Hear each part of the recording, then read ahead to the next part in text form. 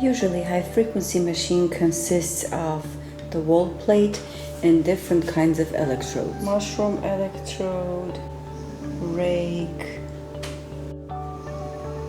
for the neck, a spoon electrode, and a tiny one for small areas. To sanitize any electrode, make sure you sanitize this part and this part.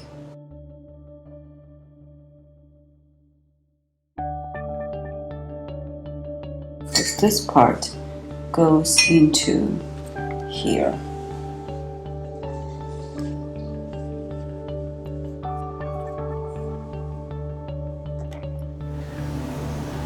Conductor, insulator.